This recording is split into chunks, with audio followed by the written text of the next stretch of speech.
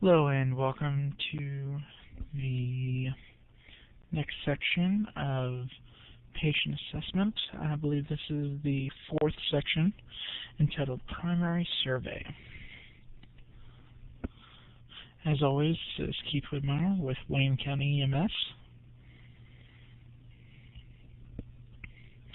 The primary survey is a rapid assessment to find and treat all immediate life-threatening conditions.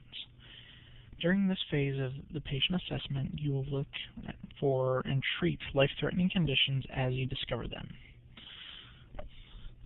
and decide if the patient needs immediate transport or additional on-scene assessment and treatment. The term find and fix is what we refer to as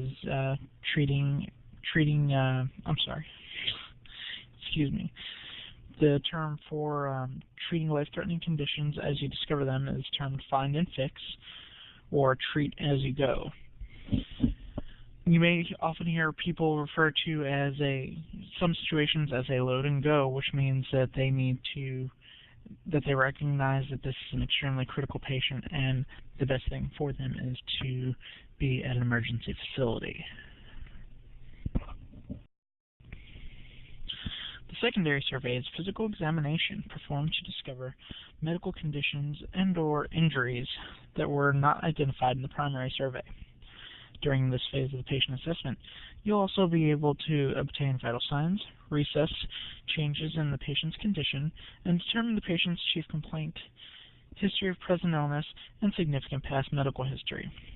The secondary survey does not begin until the primary survey has been completed and treatment of all life-threatening conditions has begun.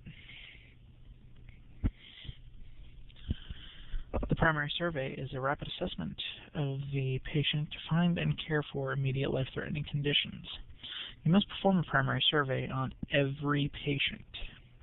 The primary survey begins after the scene or situation has been found to be safe or made safe and you've gained access to the patient. It usually requires less than 60 seconds to complete. However, it may take longer if you must provide emergency care to correct an identified problem. Remember to wear appropriate BSI before approaching the patient.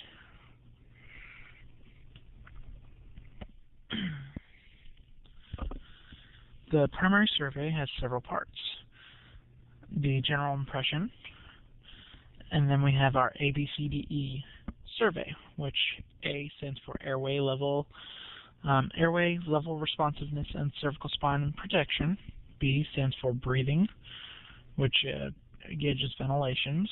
C stands for circulation, with bleeding control to maintain perfusion. D stands for disability, or a mini neurological examination. E stands for exposure for examination.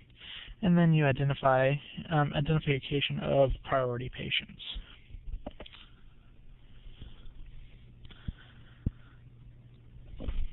Whenever you meet someone for the first time, you form a first impression,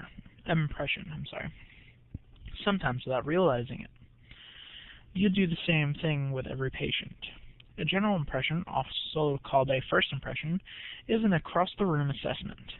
As you approach the patient, you'll form a general impression without the patient telling you what the complaint is.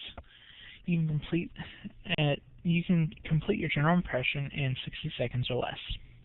The purpose of forming a general impression is to decide if the patient looks sick or not sick.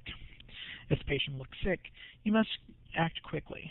As you gain experience, you'll develop an instinct for quick recognizing when a patient is sick or not sick and when you need to act quickly. Before you speak to a patient and find out what's wrong, stop a short distance from the patient. Look and listen. What things stand out in your mind? What do you see? Does the patient look ill? If it's a medical complaint, or do they look injured if it's a traumatic complaint? If the patient's injured, what was the mechanism of injury? How old do you think the patient is? Is the patient male or female? Does the patient look sick? If so, does the patient have any life-threatening problems, which must be treated immediately?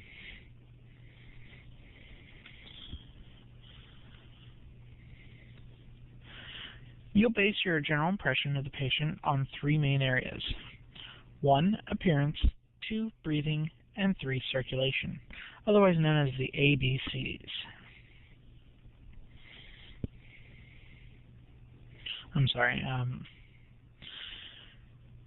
Appearance, you'll look at the patient's eyes if they're usually opened. Patient's eyes should follow you as you move. If the patient looks agitated or limp or appears to be asleep, approach immediately and begin your primary survey. Evaluate if the airway is open. Then we go to B, breathing. With normal breathing, both sides of the chest rise and fall equally. Normal breathing is quiet, it's painless, and occurs at a regular rate.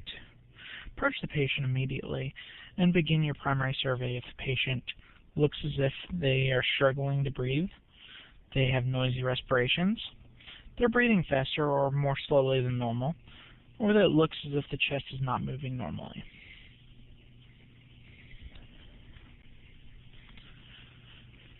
When evaluating circulation, you can evaluate the patient's skin color and evaluate what it should normally be. Approach the patient immediately and begin the primary survey if the patient's skin looks flushed, red, or pale whitish,